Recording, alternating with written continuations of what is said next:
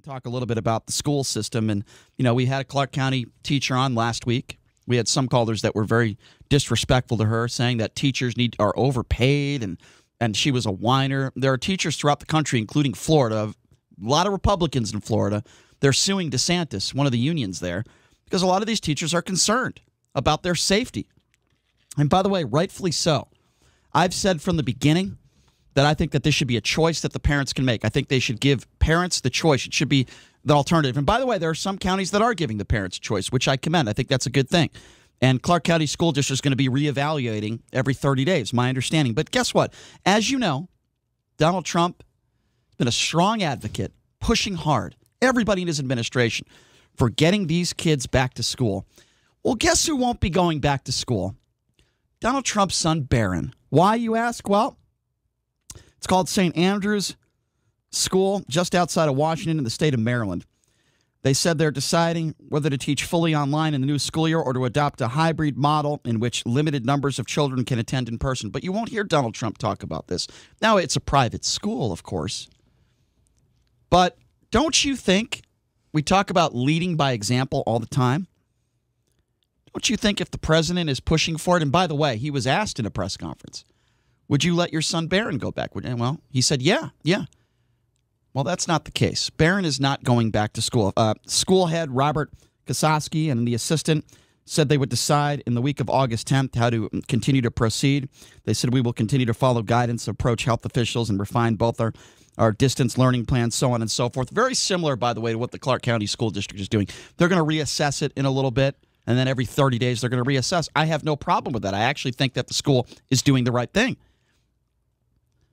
But when you're trying as the president of the United States to show that leadership, and it's your opinion that kids should go back to school, and many on the right, it's their opinion, let's get these kids back to school, and you're not leading by example, and your son's not going back to school, I have a serious problem with that. How is that not leading by example? He didn't make that decision. The school made that. Okay, you're assuming that Barron Trump will not go to a different school, which he could easily do. He could find a school that's open. You're saying that Donald Trump saying Barron Trump should go back to school and then his school deciding to close the doors. Donald Trump didn't tell the school to close. Now, had Donald Trump told the school to close while saying that he would bring Barron Trump back to school, that would make sense. You're placing blame on Donald Trump where there should be no blame whatsoever. So let me respond to that. It wasn't his decision. And again, you don't know that Barron Trump will not go to a different school. Okay, so as far as right now, the administration was asked about that. So I will answer your question. Actually, we do. As of right now, the president, his administration has said there are no plans to send Barron to a different school. So, yes, we do know the answer to that. Now, if the president of the United States did decide to send his son to another school so he could go back to school, then I would agree with you. He has not done that. But you don't know that he's not going to do that. I just told you the administration was asked about this. As they said, as of right now. Right. As of right now. He has not made that decision. You want to, I don't know, do you want to attack him? Let's wait until the school year actually starts when Barron Trump isn't in school. Okay, so again, you're doing it preemptively. I'll say it again. He's the president of the United States. I get that, Brian. Hold on. In 10 seconds, he could have said, let's send Barron to another school where they're open.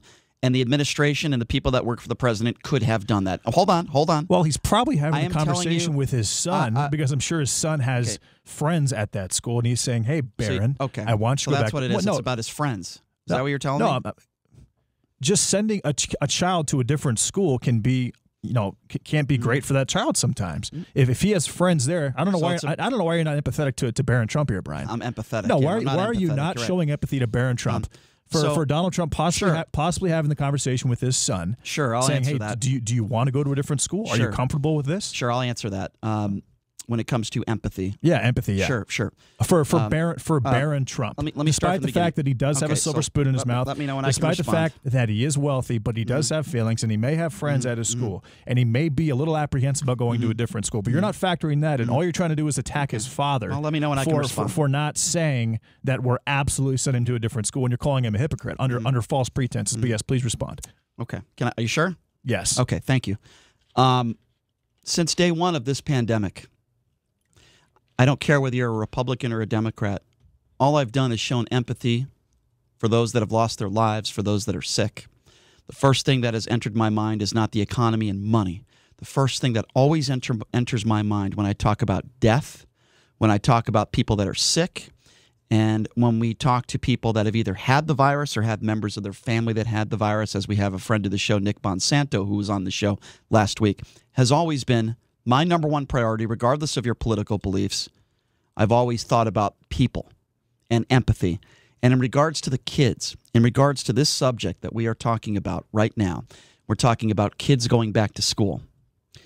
I am not one of those people that is against education. I have a college degree myself. I am for it. I am for kids going to school and learning. I also have empathy for teachers. I have empathy towards every single human being, regardless of your race, your gender, or your political beliefs. I want the kids to be safe. I want the adults to be safe. I want the administration to be safe, and I want them to be comfortable. That's why I've implored people to wear masks, and I want people to be safe. Not for my own good, although a part of it might be for my own good, because I don't want people to get sick and I want them to spread the virus, so I suppose some of it is for my own good. But a main reason why I've talked about these issues is because what you just said, the opposite. I do have empathy for people. And when it comes to this specific issue, I don't think Donald Trump's son did anything wrong. I think Donald Trump's son, his life is probably not easy. He doesn't have a normal life right now. I wouldn't have wanted that life. I wouldn't have wanted my father to be the president of the United States. I would be in the public eye every day. This has nothing to do with Barron or me, not showing empathy for Barron. In fact, it's the opposite. I think the school has done the right thing. They're doing the same thing that many schools are doing across the country, which is we're going to reevaluate every 2 or 3 or 4 weeks. We're going to come up with some healthy ways that we could send kids, back to school in the proper way. I have no problem with that school does.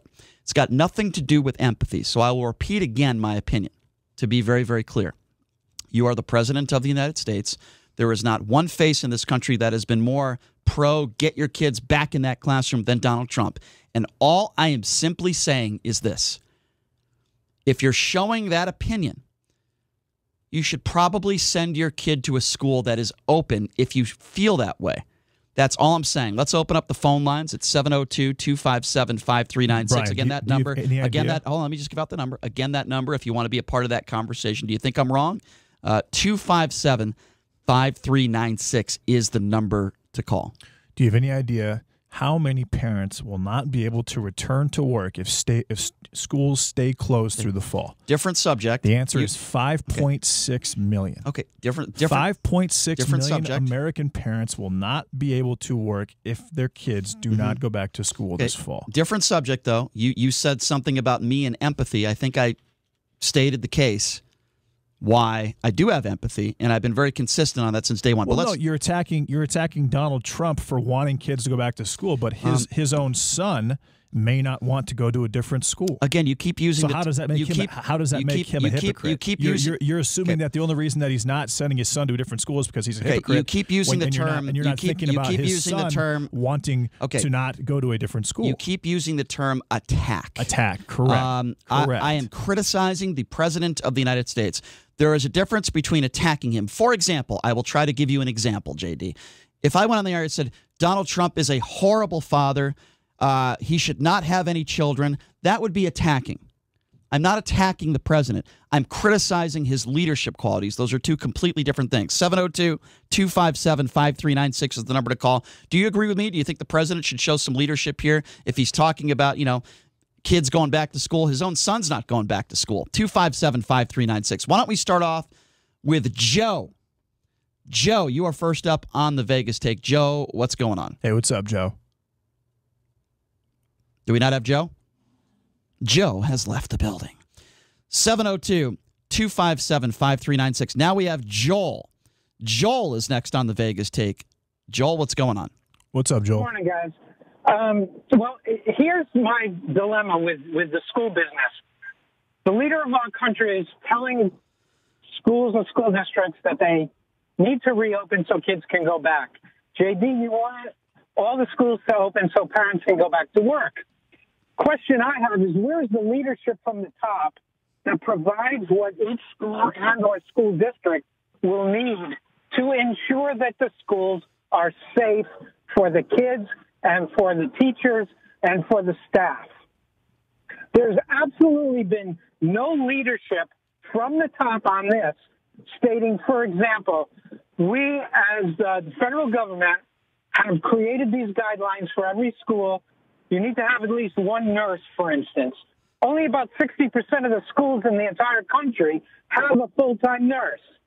We also want to make sure that the air that's being circulated through the schools is healthy, and the virus is not going to spread through HVAC. This is not what's happening. All Trump is saying is open the schools. There's no guidelines. There's no assistance. Do you have any idea how much that would cost to create that? No, but that is the point. That's the entire point. It would cost too much money. We don't have enough time to do those. Like, for example, let's say, for example, that like at the poker table, you wear a mask. You have that barrier, that borderline glass barrier. If you put one of those on every single desk in every single school in the United States, and you restructure the HVAC systems, it would be like the Green New Deal and the expenses. I mean, it would be so expensive. It isn't possible, and it would take too long. All right, let's let Joe respond. Let's let Joel respond. But there's too many. The risk reward factor just doesn't make any sense. Joel, go ahead. But you see, JD, you don't know that that's true. That the risk-reward comparison makes sense or doesn't. You're assuming it doesn't make sense. But the fact of the matter is there's been no leadership on this. There's been nothing from the federal government other than saying you got to open the schools.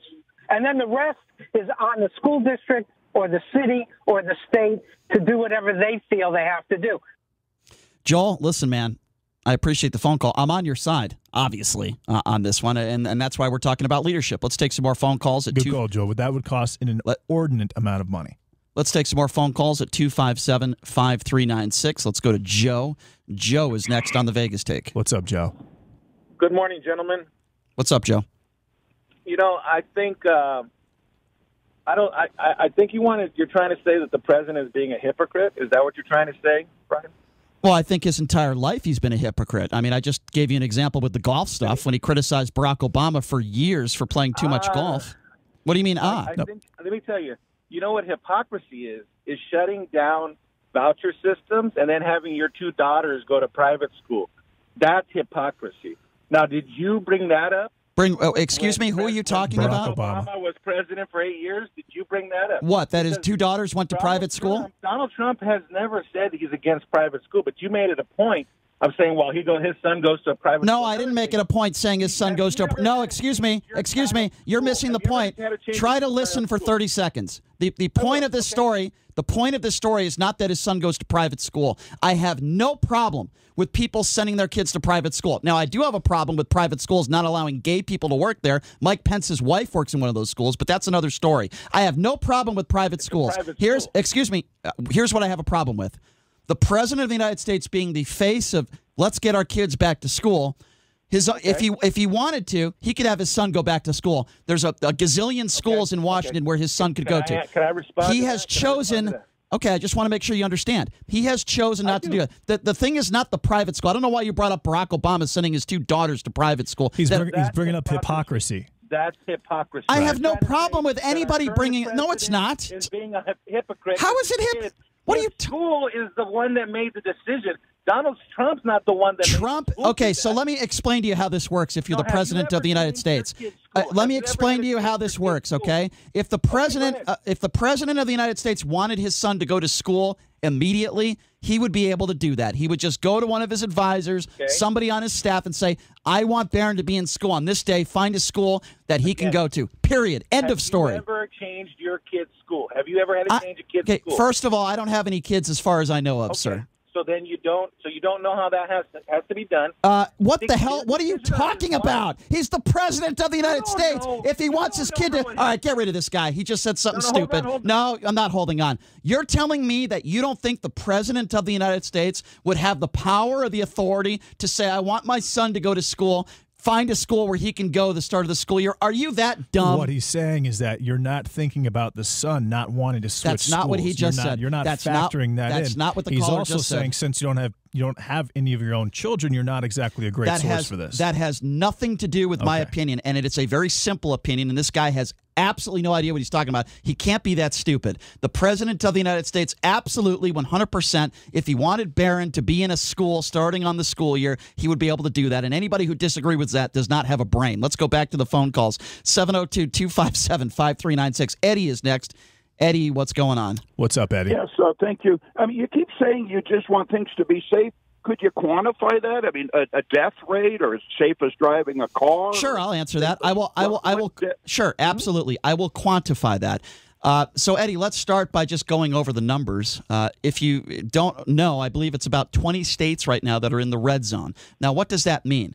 The White House and Donald Trump's own administration is recommending that all these states shut down almost everything, all restaurants, all bars, all gyms, etc. So if they're saying that it's not safe to go into a restaurant with your family, maybe it might not be safe. And I say might. Maybe it just might not be safe to open up all the schools. By the way, it's not. And if you want to bring up the subject of kids and how it's so hard for kids to get sick and die, okay, we're not just talking about kids. There are adults. Brian, we're talking about adults. 0.00013%. Okay, but you didn't let me finish the sentence. There are adults that are in these schools. There are adults that work in the administration, the janitors, the teachers. So it's not just about the kids. How many are 78 years old? Hold on. It's not just about the kids. Your definition of safe is when we have no one die of this virus, and it's safe. It's unrealistic. Eddie, that is not. Goodman, recall efforts, you and the poker player. How many signatures do you have so far? Okay, can I ask you a question? Let me ask you a question, Eddie. What have we talked about in the first 45 minutes of the show that would make you think that we should talk about the recall effort of Mayor Goodman? Have a nice day. Have a nice day. Stay on topic. Jeez. 702-257-5396. Let's go to Lori. Lori, you're next on the Vegas Take. Lori, what's up? Hi, Lori. Hi. This is for JD. I just want to say that all these parents and a lot of the government officials as well, they want kids back in school, alleviate the parents. School is not a babysitting service. It's school. And when people decide to have children, they are the ones that are responsible to see to their care, not the government, not the schools, not the teachers. So they better start thinking about it before they have the children. And that's all I have to say. Thank you. Yeah, good point. I think that a lot of families nationwide right now are having too many kids that they can't afford, especially single-parent families that they actually end up in poverty. And you have a good point there, but schools need to open up. Public schools have been a very, very important thing for a very, very long time. And yes, parents do rely on those schools as a break from their children, as also a break so they can actually go to work during the day while their kids are at school. So that doesn't just go away because of a pandemic, because that's happened the last 60 years in the United States plus. 702-257-5396. Let's go to Emmett. Emmett is next. What's up, Emmett? On the Vegas Take. What's up, Emmett? Good morning, guys. I think this discussion strikes at the core of Trump's biggest weakness. And you may recall I've called in, I've supported the president, but I'm not afraid to say where I think he's weak, and that's education. What a time for Betsy DeVos to step it up, but she's unqualified for her job. Boy, I agree with that. What a failure on his part, and that's going to sting him in the butt. So another hypocrisy with the president on this is, we talk about giving the states more autonomy, more ability to do what's right for them. Some states stay open, others got to close. Okay, Trump's been pretty vocal about that. Do you agree? Has that been true? Is that what you've heard coming out of the administration? Sure. Leave it up to the states. Leave it local, right? So that's the case with this issue too, in my opinion. Yeah. Each school district should not have the threat of the federal government taking away grants. Well, actually, what happened at first was Trump was talking about opening states up, and then Cuomo and a bunch of governors said, "No, President, no, sir, you don't have that authority."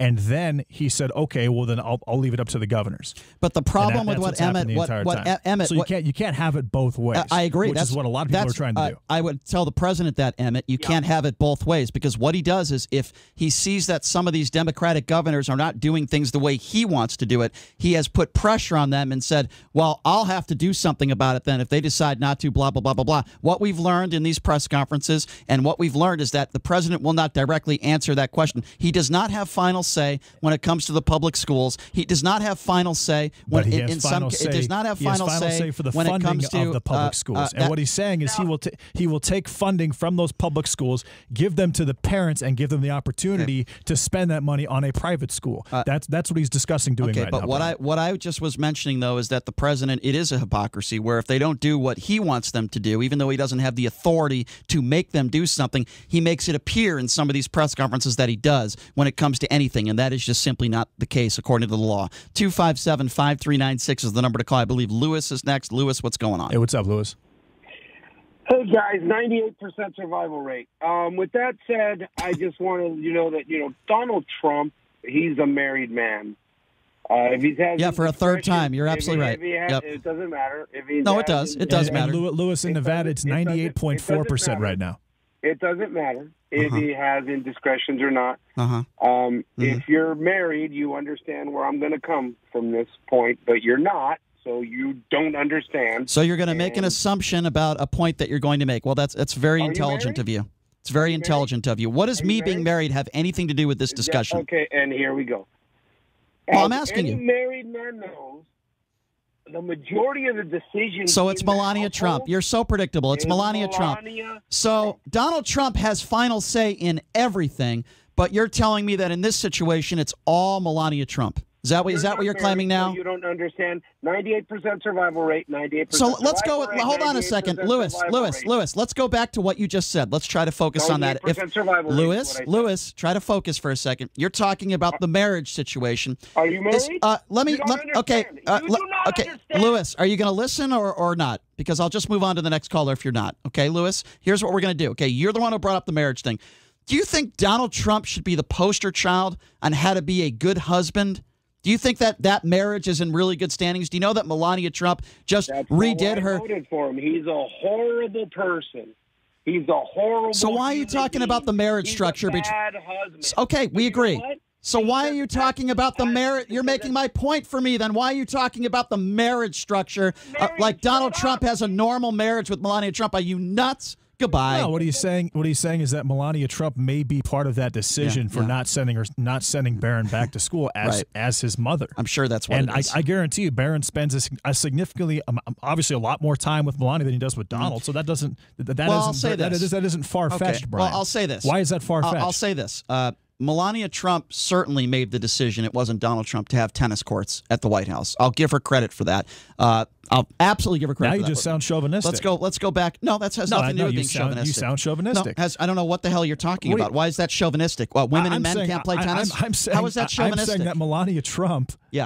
Is around her son more than more than Barron's around Donald. Do only women play tennis? What the hell are you talking about? And he made a good point. She may have a lot more say in what he wants to do for his education. Fine. Let's go back to what you just said. So recognize that, please. Let's just go. Okay, no, great. I'm not going to recognize something because you want me to. Now you're saying do only women play tennis? You're totally setting aside what she's done or what she does as a mother, and you're saying, and you're basically trying to stab her and saying, oh well, she did add tennis courts as if that's all she's good for. Well, the other thing she is cyberbullying. Although she is raising Donald Trump's son while he's president of the United States. So explain to me how that's chauvinistic. Last I checked, men and women play tennis. I don't understand. What is your comment there about me being chauvinistic? Well, again, you're taking away from the fact that Melania, and you're refusing to recognize the fact that Melania Trump has raised her son. And she may have a lot more influence on the decision of where he goes. Well, you don't know neither that. do you, though. Okay, you don't know that. I'm not going to make that assumption. If you don't know that, then why are you calling Donald Trump a hypocrite for something he can't control? I think I've answered that question 5 times. Let's go to Jay. We'll take one more call. We got about 1 minute. Jay, what's going on? Hey, what's up, Jay? Good morning, gentlemen. How are you? Good. Doing well. Just want to talk about his list of dubious achievements by Trump, but he's going to overcome that because of what he told Chris Wallace. Some of those achievements: firing 6 inspector generals, that's wonderful. Telling everybody in his administration to ignore congressional subpoenas, that's great. But he's going to overcome that because he told Chris Wallace almost 2 weeks ago that he would have a full health care plan rolled out in 2 weeks. Yeah, I'm sure that's going to happen, Jay. Right.